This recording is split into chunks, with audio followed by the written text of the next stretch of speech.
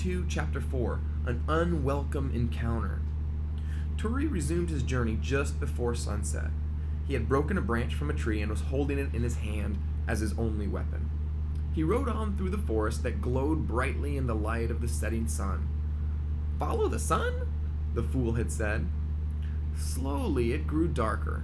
The ring on his finger started to shine again, not enough to light his way, but enough to keep his spirits up. All he could hear were the normal sounds of the forest at night, to which he had grown accustomed. The horse moved on, fast and sure of foot, and after a while, Turi realized they were following a path. It twisted and turned, but it seemed to lead to the west. Turi rode onwards, but then he heard something, whispering, and it was not the sound of the wind in the trees and the cracking of branches, but it was not the animals moving through the forest. Suddenly they leapt out, on both sides of the road. One even dropped out of a tree. A gang of men, there must have been a dozen, surrounded Turi's horse and ordered him to stop. One of them held up a lantern, and Turi could see them by its light. Rough, bearded men armed with sticks, swords, and daggers. "Stop," they cried. "Your money or your life." Robbers. Turi was terrified and felt himself shaking all over, but he was brave enough not to show his fear. He looked at their threatening faces and said, "I have no money. I have nothing." "Ha!" cried the robber with the lantern as he shone its light on Turi's face. "You don't look like a wealthy man, but that's a fine horse you have." "And look, he's wearing a fancy ring," said one of the others, grabbing Turi's hand. Turi pulled his hand away and raised his stick. "I spotted that ring in the distance when he was riding along," said a third robber. "Look how it glows." "Let me pass," Turi growled. His voice sounded steady, but his heart was racing. The robbers were so surprised that they stepped back a little. "Well, well," one of the robbers said. "The lad's got nerve." "We won't let you go until you hand over all of your belongings," said the man who claimed he had spotted the ring in the distance. He stepped closer and took hold of the horse's reins. The horse raised its head and snorted angrily. It occurred to Turi that a quick escape might yet save him, but then the other robbers closed in on him with raised weapons. "Come, come, you know you can't take on all of us," said the robber who was holding the horse's reins. "Your life is not much good to us, but we could certainly use your money." He turned to the others and issued an order. "Take that stick from him before he whacks you on the head." He seemed to be their leader. Turi grasped the stick more firmly and said, "I have nothing, not a brass farthing, and I'm not going to fill your pockets, so let me go." One of the robbers sneered at him, and another yelled, "Let's shut his trap for him. Pull him off the horse." The black horse lifted its head again and whinnied. The leader let go of the reins and said gruffly, "You look poor enough, but that's a very fine ring on your finger, and I'd like it for myself." Turi gazed steadily at the man and said, "You will never take this ring." "What in the blazes?" cried the leader of the robbers. "Get down from that horse now!" Rough hands grabbed hold of Turi, snatching away his stick, and dragged him from the horse. The horse reared up and whinnied. It took 3 robbers to hold him. The men crowded around Turi, but the leader pushed them aside and shouted, "Hands off! I saw the ring first. It was shining like a star."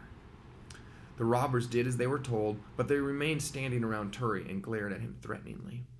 He took a deep breath, clasped one hand around the other, and said, "I will never give you this ring. Never." "You won't?" "Well, I'm going to take it," said the leader, "and you'd have to be a clever boy to stop me. Why are you riding around here in the dead of night anyways?" Turi's courage sank into his shoes. He couldn't lose the ring. He had to show it to the hermit at the source of the Blue River so that he would agree to take him over the mountains.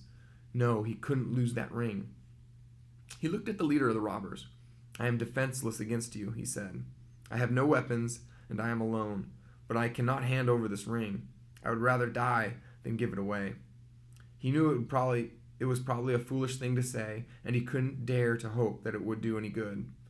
"Ah, stop your blitherin'," said one of the robbers. "Chop off his finger," sneered another, "and be done with it."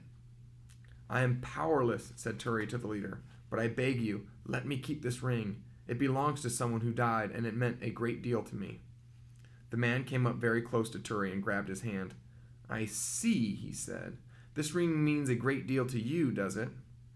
But I would think your fingers probably mean a great deal to you too.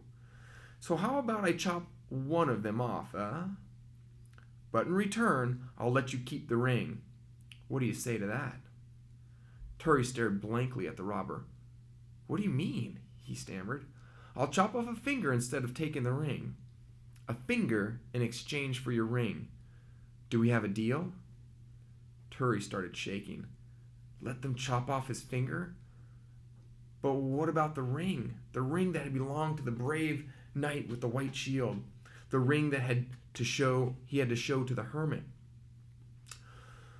"All right, do it then," he said with the courage of despair. "I'll still have 4 fingers left." He heard his voice as if it were someone else's speaking, and was surprised at his own words. The leader released his hands. "Fine then," he growled. Another robber came and stood beside him with a sword in his hand. "I can do it," he said gleefully. "My sword's nice and sharp." Turi closed his eyes, but he did not take back his words. "Let me do it," pleaded the robber. Turi opened his eyes again in time to see the leader snatch the man's swords from him and cuff him around the ear. I mean, just kind of hit him on the side of the head. "There," he said. "That's all you're getting. Keep your hands off this boy." He looked around at the gang of men before continuing. "He has more courage in one finger than you lot have in your entire bodies put together." Then he turned to Turi and said, "You can keep your ring. You've defended it bravely. But make sure you hide it well, because we're not the only thieves in this forest." Turi could hardly believe it. He felt a great weight lift from him. "Now go," said the robber ordered, "and I'd advise you to leave this area. I'll hold on to your horse. I need to come away with something after all." His trusted ally, his good companion. "But," Turi began, "I can't." "Enough talking," roared the leader of the robbers. "Make yourself scarce before I regret it." He raised his dagger and glared angrily at Turi. Other men muttered and growled. Turi hesitated for a moment, but realized he had no choice. He turned around and walked away. He heard the robbers protesting as he went, but then the leader's angry voice ordered them to be quiet and do as they were told. The horse whinnied, and Turi looked back sadly over his shoulder. The robbers were leaving with the horse in their midst. Within seconds, they had disappeared into the forest. The light of the lantern glinted briefly among the trees, and then it too was gone. Turi stumbled on and then fell to the ground, sobbing. He cried because of his terrifying encounter and because he'd lost his friend and companion, the black horse.